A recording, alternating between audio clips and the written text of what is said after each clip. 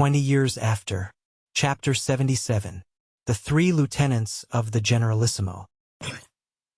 The night was dark, but still the town resounded with those noises that disclose a city in a state of siege.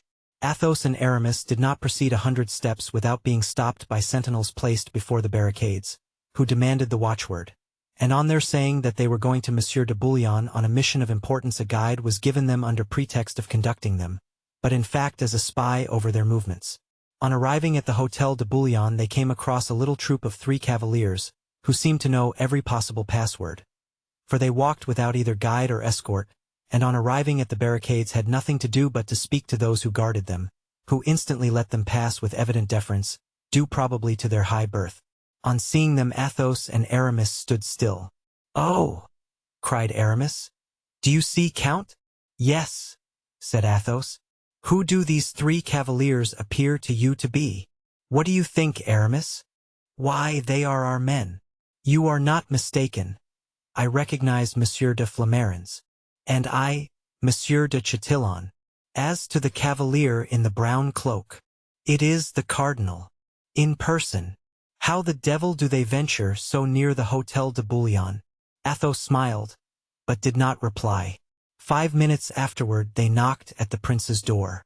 This door was guarded by a sentinel, and there was also a guard placed in the courtyard, ready to obey the orders of the Prince de Conti's lieutenant.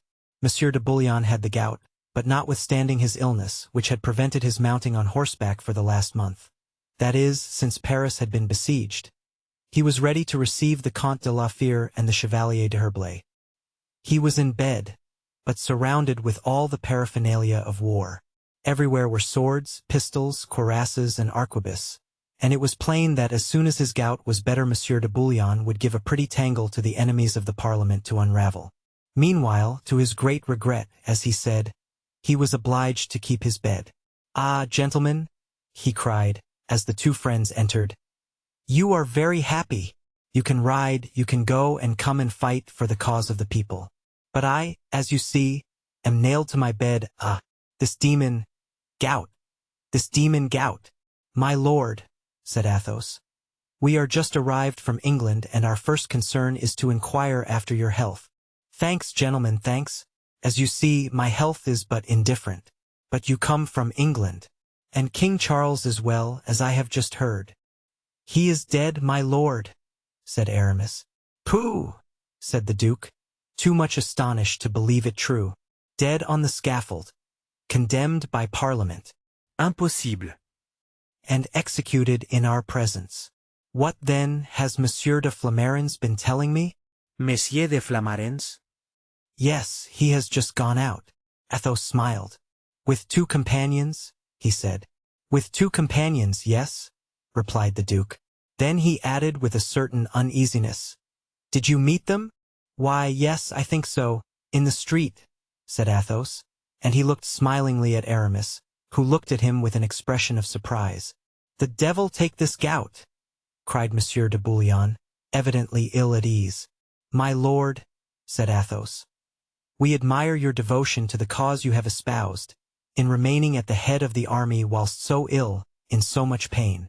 "One must," replied Monsieur de Bouillon, "sacrifice one's comfort to the public good, but I confess to you I am now almost exhausted. My spirit is willing, my head is clear, but this demon, the gout, o'ercrows me. I confess, if the court would do justice to my claims and give the head of my house the title of prince, and if my brother de Turenne were reinstated in his command, I would return to my estates and leave the court and Parliament to settle things between themselves as they might." "You are perfectly right, my lord." "You think so? At this very moment the court is making overtures to me. Hitherto I have repulsed them, but since such men as you assure me that I am wrong in doing so, I've a good mind to follow your advice and to accept a proposition made to me by the Duc de Chatillon just now." "Accept it, my lord, accept it," said Aramis. "Faith, yes. I am even sorry that this evening I almost repulsed, but there will be a conference tomorrow and we shall see." The 2 friends saluted the duke. "Go, gentlemen," he said. "You must be much fatigued after your voyage. Poor King Charles.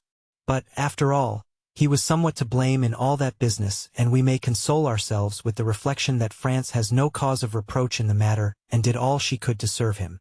Oh, as to that, said Aramis, we are witnesses. Mazarin especially. Yes, do you know, I am very glad to hear you give that testimony. The cardinal has some good in him, and if he were not a foreigner, well, he would be more justly estimated. Oh, the devil take this gout. Athos and Aramis took their leave, but even in the antechamber they could still hear the duke's cries. He was evidently suffering the tortures of the damned. When they reached the street, Aramis said, "Well, Athos, what do you think?" "Of whom?" "Pardieu, of Monsieur de Bouillon. My friend, I think that he is much troubled with gout. You noticed that I didn't breathe a word as to the purpose of our visit? You did well. You would have caused him an access of his disease. Let us go to Monsieur de Beaufort." The two friends went to the Hôtel de Vendôme. It was 10 o'clock when they arrived. The Hôtel de Vendôme was not less guarded than the Hôtel de Bouillon, and presented as warlike an appearance. There were sentinels, a guard in the court, stacks of arms, and horses saddled.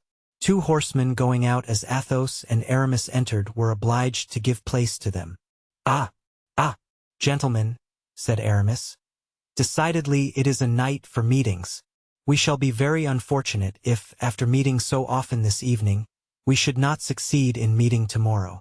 "Oh, as to that, sir," replied Chatillon, for it was he who, with Flamarens, was leaving the Duc de Beaufort, "you may be assured, for if we meet by night without seeking each other, much more shall we meet by day when wishing it." "I hope that is true," said Aramis. "As for me, I am sure of it," said the Duke. De Flamarens and de Chatillon continued on their way, and Athos and Aramis dismounted. Hardly had they given the bridles of their horses to their lackeys and rid themselves of their cloaks when a man approached them, and after looking at them for an instant by the doubtful light of the lantern hung in the center of the courtyard, he uttered an exclamation of joy and ran to embrace them. "Comte de la Fère," the man cried out.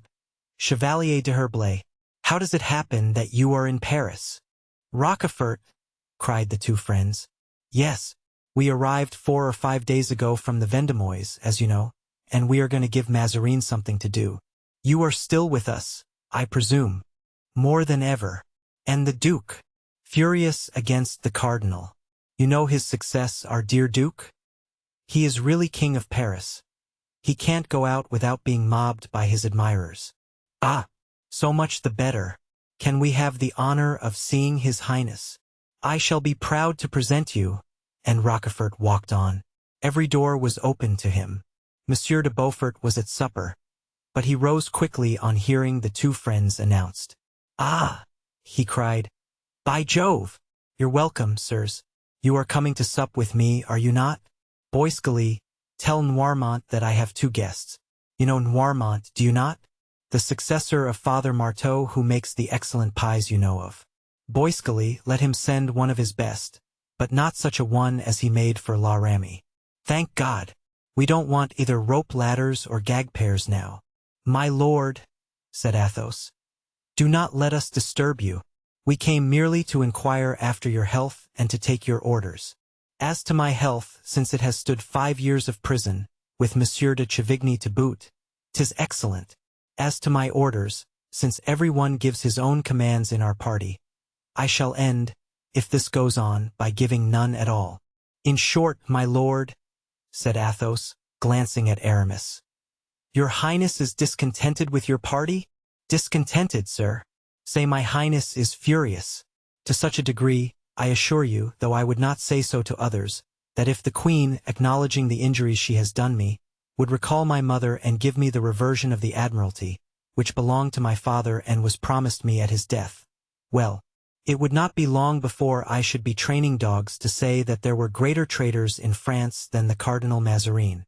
At this Athos and Aramis could not help exchanging not only a look but a smile, and had they not known it for a fact, this would have told them that de Chatillon and de Flamarens had been there. "My lord," said Athos, "we are satisfied. We came here only to express our loyalty and to say that we are at your lordship's service and his most faithful servants. My most faithful friends, gentlemen, my most faithful friends. You have proved it, and if ever I am reconciled with the court I shall prove to you I hope that I remain your friend, as well as that of, what the devil are their names?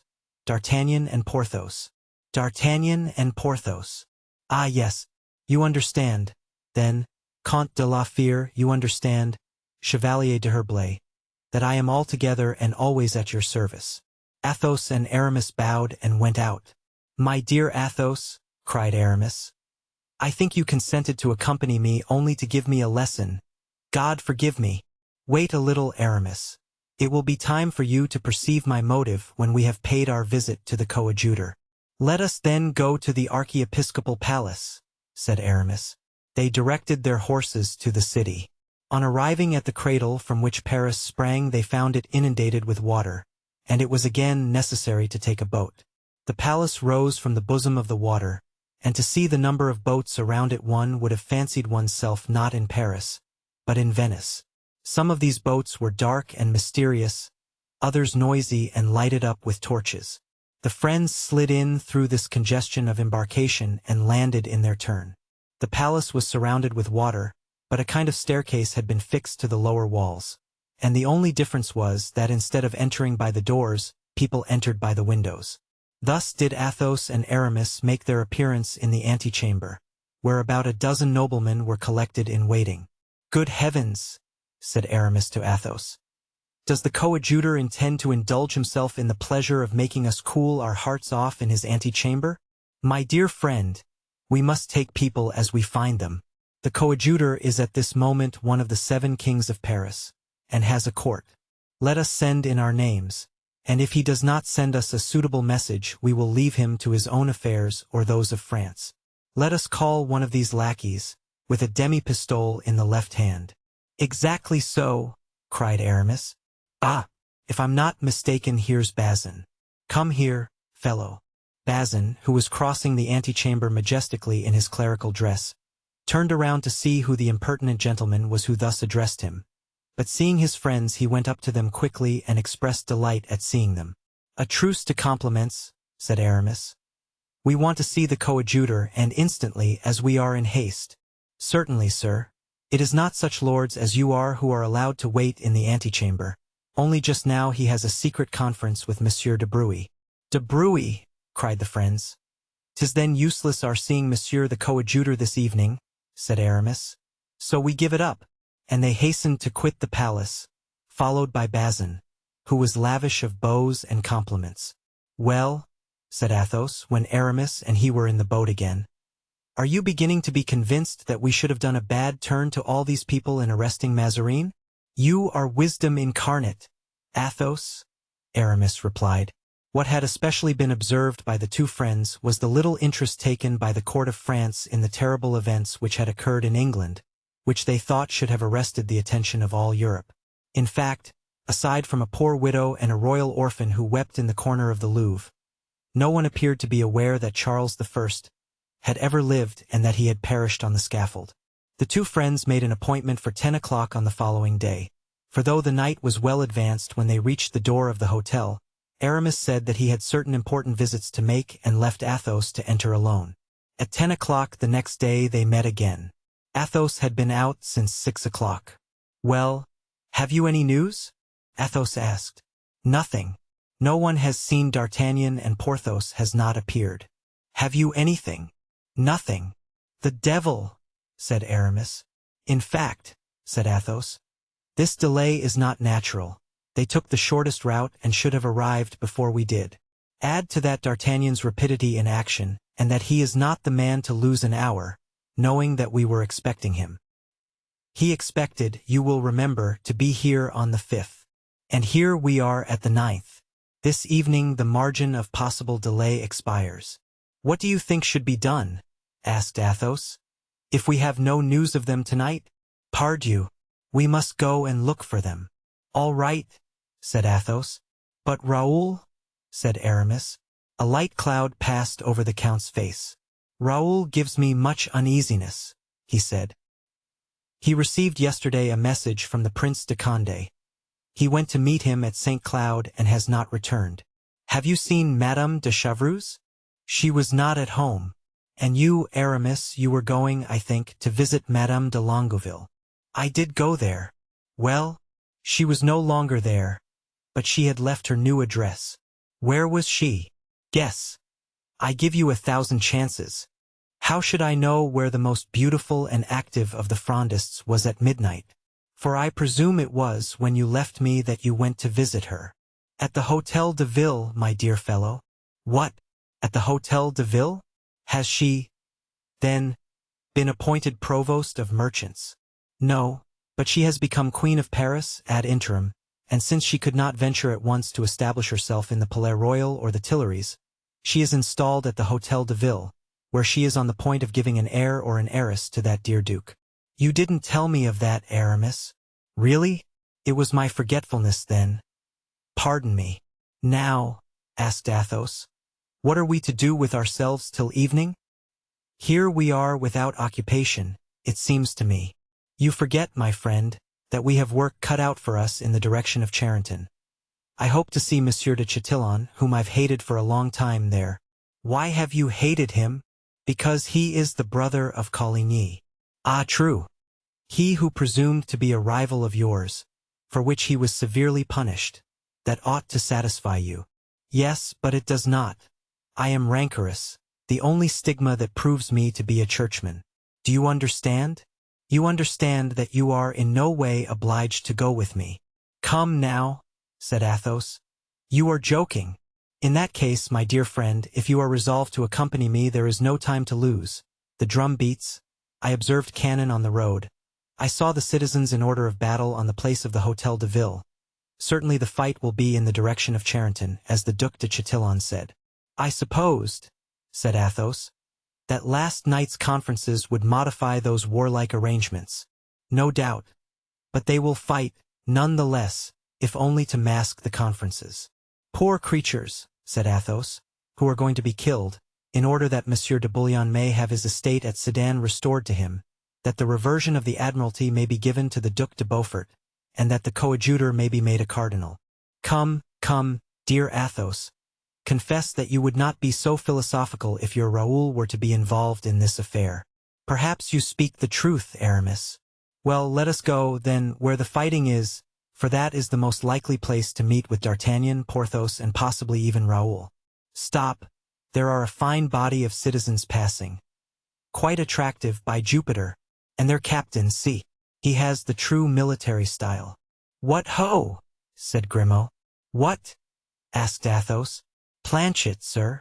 Lieutenant yesterday, said Aramis. Captain today, colonel, doubtless, tomorrow. In a fortnight the fellow will be Marshal of France. Question him about the fight, said Athos. Planchet, prouder than ever of his new duties, deigned to explain to the two gentlemen that he was ordered to take up his position on the Place Royale with 200 men, forming the rear of the army of Paris, and to march on Charenton when necessary. This day will be a warm one, said Planchet in a warlike tone. No doubt, said Aramis. But it is far from here to the enemy. Sir, the distance will be diminished, said a subordinate. Aramis saluted. Then turning toward Athos. I don't care to camp on the Place Royale with all these people, he said. Shall we go forward? We shall see better what is going on. And then Monsieur de Chatillon will not come to the Place Royale to look for you. Come, then, my friend, we will go forward. Haven't you something to say to Monsieur de Flamarens on your own account? My friend, said Athos, I have made a resolution never to draw my sword save when it is absolutely necessary. And how long ago was that? When I last drew my poniard. Ah, good. Another souvenir of Monsieur Mordaunt. Well, my friend, nothing now is lacking except that you should feel remorse for having killed that fellow. Hush, said Athos, putting a finger on his lips, with the sad smile peculiar to him. Let us talk no more of Mordaunt, it will bring bad luck. And Athos set forward toward Charenton, followed closely by Aramis.